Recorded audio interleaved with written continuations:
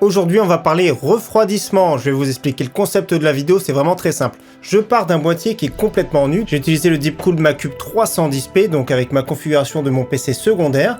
Et fur et à mesure, on va ajouter des ventilateurs. Donc premier ventilateur en extraction à l'arrière, 3 ventilateurs en façade. On va changer le ventirad et au fur et à mesure, on va prendre les températures et le bruit. Mais juste avant ça, petit aperçu.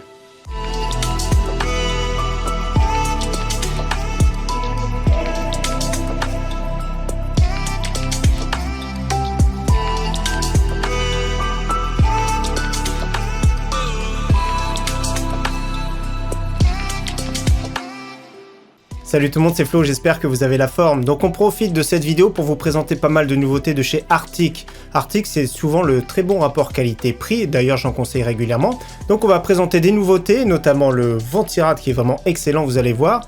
Et donc je suis parti d'un boîtier complètement nu. Et pour faire chauffer la bécane, comme d'habitude, j'ai utilisé 2 sessions de 3D marques. Donc ça chauffe pas mal, ça chauffe un petit peu plus qu'en jeu.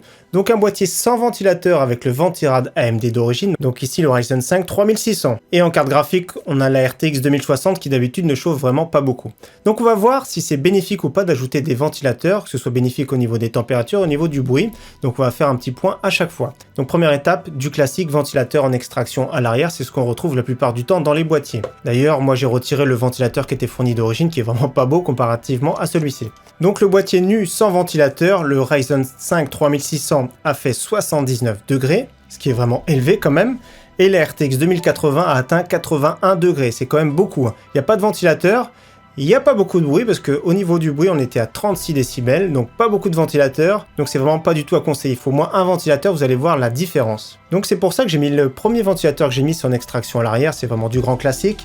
J'ai utilisé une nouveauté, c'est le Bionix P120 adressable RGB. Les Bionix P existent déjà, les Bionix F existent déjà également. Donc d'ailleurs chez Arctic, tous les ventilateurs avec un P, c'est pour avoir une meilleure pression statique, c'est plus destiné au ventirad et au water cooling.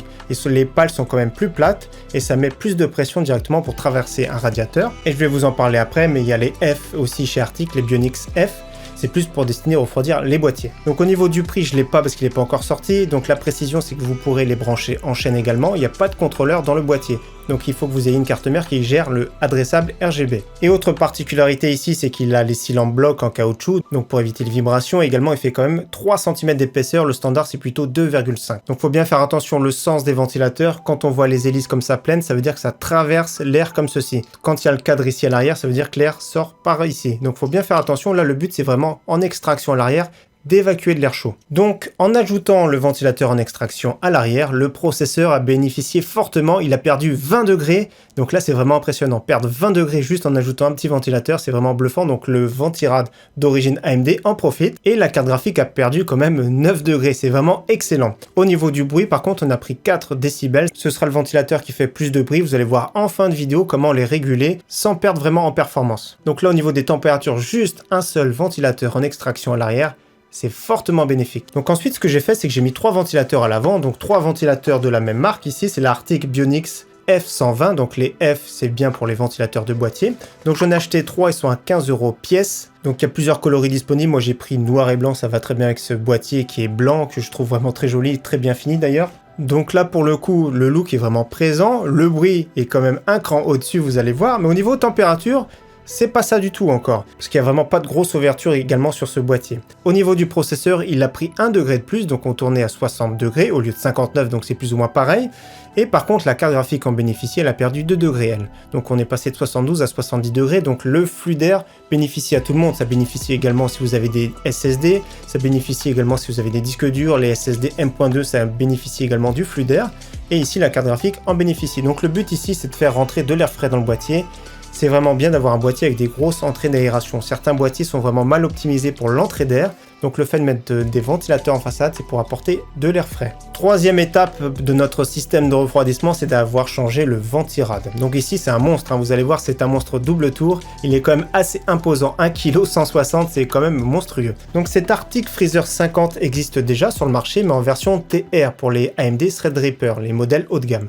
Donc là, il arrive prochainement sur le marché, compatible tout ce qui est Intel AM4, donc sans souci. Son prix actuellement en version TR coûte environ 70 € avec un contrôleur RGB. Dans ce boîtier, il n'y avait pas de contrôleur RGB, peut-être qu'il y aura une version de disponible. Donc s'il a au même prix 70 ou 80 €, vous allez voir que c'est quand même impressionnant. Donc ici un modèle double tour avec ventilateur de 14 cm et ventilateur de 12 cm intégré, avec comme vous voyez de l'adressable RGB. Donc ça fait un peu un carénage.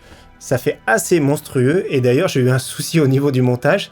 Vous avez vu les belles barrettes de RAM que j'avais mis au début. Donc les deux petites barrettes de RAM RGB ici, c'est beaucoup trop haut. Donc j'ai utilisé du coup de la RAM plutôt low profile et là ça passe sans souci. Donc faut faire attention quand vous avez des kits de RAM assez épais. Malheureusement sur certains ventirades ça pose problème, comme celui-ci. Et autre particularité, c'est au niveau de la hauteur, ça fait 16,6 cm, donc ça passe pas vraiment dans tous les boîtiers, faut en tenir compte. Et également dans la boîte, il n'y a pas de contrôleur malheureusement. Également dans la boîte, il y a toutes les fixations, que ce soit AMD ou Intel. Et pour avoir la notice du montage, il faut flasher ici le QR code, ça se passe comme ça chez Arctic. Et autre précision, il y a la pâte thermique qui est fournie avec, c'est la pâte thermique MX4 que je me sers régulièrement. Et d'ailleurs, moi j'ai mon tube que j'ai utilisé, c'est la MX4 2019 édition que je me sers vraiment régulièrement. Donc ici le montage, rien de particulier, ça se fait sans souci. Le look est bien, seulement il faut faire attention à la hauteur des barrettes de RAM et aussi à la hauteur du ventirad. Donc ça va pas rentrer dans tous les boîtiers. Mais là vous allez voir au niveau des performances, c'est quand même monstrueux. Je suis vraiment bluffé de ce ventirad. Il est silencieux, donc là ça fait plaisir. Et donc j'ai atteint avec le Ryzen 5 3600 en charge au maximum 52 degrés, c'est vraiment excellent. Pour comparaison avec le modèle Assassin 3 de chez Deepcool, j'avais fait 55 degrés qui est déjà monstrueux et qui coûte environ 100 €. Donc là c'est quand même beaucoup mieux. Vous avez vu la différence. Et au niveau water cooling, je suis habitué à utiliser régulièrement le Freezer 2 justement en 240 mm de chez Arctic et je tourne environ dans les 50-52 degrés. Donc pour vous dire qu'au niveau performance, ce ventirad est vraiment excellent. Et bien sûr, autre précision, la carte graphique n'a pas bougé, toujours avec 70 degrés, ce qui est vraiment aussi très bien. Et j'ai oublié de parler au niveau du bruit, j'avais mis 47 décibels avec les 3 ventilateurs et le ventirad d'origine. Et avec le Freezer 50, j'ai fait 2 décibels de moins, donc 45 décibels, c'est quand même assez bruyant. Et vous allez voir qu'en régulant, on perd pas beaucoup de performance et on gagne beaucoup en bruit. Donc pour ça, c'est très simple. Vous allez dans le BIOS et c'est vraiment très simple de monitorer vraiment tout ce qui est ventilateur, tous les ports ventilateurs de votre carte mère. Donc moi ici j'ai une carte mère Asus TUF, mais c'est possible également avec toutes les cartes mères du marché. Donc je suis passé dans mon cas d'un mode DC à un mode PWM, donc régulation automatique par rapport à la température. Et là j'ai gagné fortement en bruit sans dégrader les températures. Donc je suis passé juste en activant une option dans le BIOS de 45 décibels à 37 décibels, c'est vraiment bluffant. Sur le processeur j'ai pris uniquement un seul degré. Et sur la carte graphique, j'ai pris 3 degrés. Donc dans tous les cas, le rapport performance-bruit est vraiment excellent avec ces ventilateurs de chez Arctic et ce Freezer 50 qui est vraiment excellent. Donc j'espère vraiment qu'il va sortir prochainement à un prix, on va dire, entre 70-80 € maximum. Ce serait vraiment une petite pépite. Malheureusement, il a ses contraintes. Donc voilà pour cette vidéo spéciale refroidissement. Encore une fois, j'espère qu'elle vous aura plu. Je vous dis merci à tous et à très bientôt. Ciao, bye!